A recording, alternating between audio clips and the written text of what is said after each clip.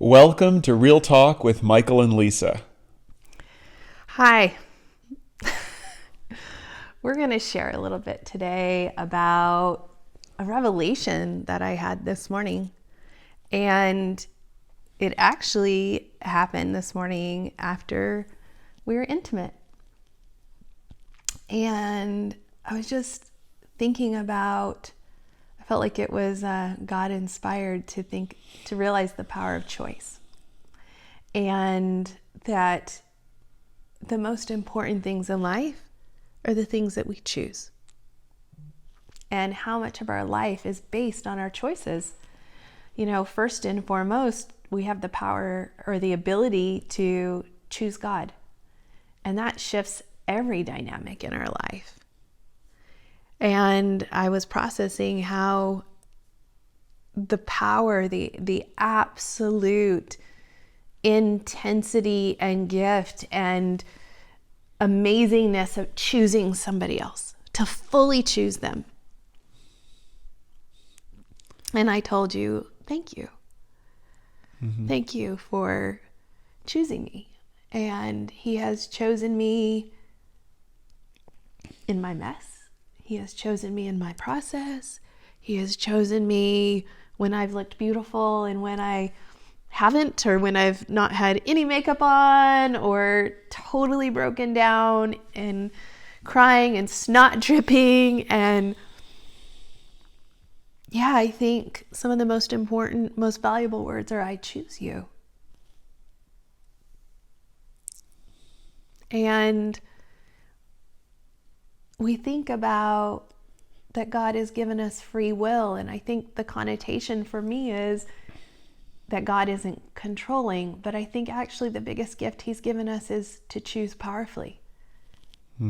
That we get to choose him, we get to choose each other, we get to make all the beautiful choices in life, and we get to choose relationship with people. Yeah, it's wow. It feels so good to sit here listening to you say that. It's easy for me to feel stuff, because there's moments where I feel love towards you. But that's just a byproduct of a choice that I've made. And it's a byproduct of all these little details working out just right to create the feeling. But the feeling is temporary. It grows. I mean, the longer we've chosen to love each other, the more we feel the feeling of love.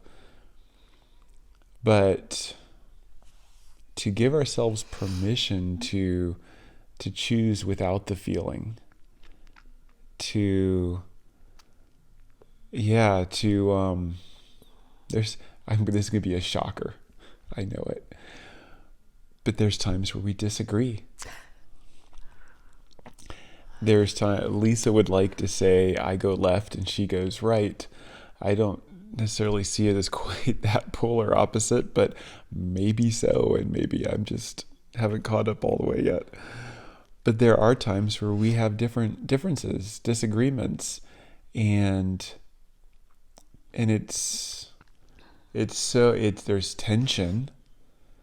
But I know before I respond to Lisa, I don't do this perfect every time, but there have been times where before I've responded to whatever it is that she has said, I'll just stop and hold her hands and just say, hey Lisa, I choose you. I love you. I loved you yesterday. I love you more right now than I did yesterday. And tomorrow I'm going to love you even more. And it's a series of choices that I make that I am powerful. I get to control. I get to be in charge of those things. And it's just, I have this overwhelming sense of peace and satisfaction as I listen to Lisa just describe my choice of her. The feelings follow an intentional, powerful, radical choice. Yeah. He chooses every morning to pray for me. I choose not to sleep through it. And it doesn't matter. You could choose to sleep. That would be perfectly fine. Yeah. And I think that, Michael and I don't know if there's ever a perfect marriage. We certainly are doing a much better job than we did in our first marriages. And I absolutely think we have a great marriage. I love being married to Michael.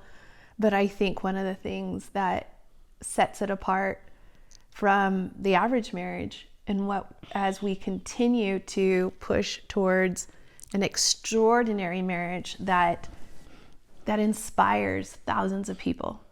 That's my goal, is I want to inspire thousands of people. It's because we keep choosing each other. We choose connection. We're choosing each other. It doesn't mean we're perfect, but we get to choose.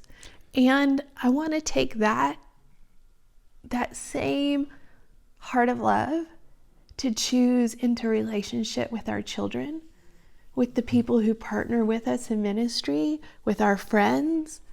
I want that same level of commitment, of choice, because it's priceless. This is going to surprise you, but I have to disagree. I think our marriage is perfect. Marriage is about two people becoming one and not the same, but one, and we're doing that. Weird. And when we experience rough edges, when we experience differences, we keep going towards each other. And so in that regards, marriage is all about two people coming together. We're doing that. And that makes it perfect. Two imperfect people choosing each other and choosing. And marriage is about intimacy, to take the edge off all the hard edges. And we're really good at intimacy too. So, as far as I'm concerned, I've got a perfect marriage going on. We love you. We hope this was meaningful to you. We hope you got something out of this. And I hope you enjoyed getting to see both of us cry just a little bit. Man, this is probably one of the most heartfelt. And I just want to encourage you to choose in. To choose into loving people well. And whether you're in a relationship or not, if it's marriage, choose in.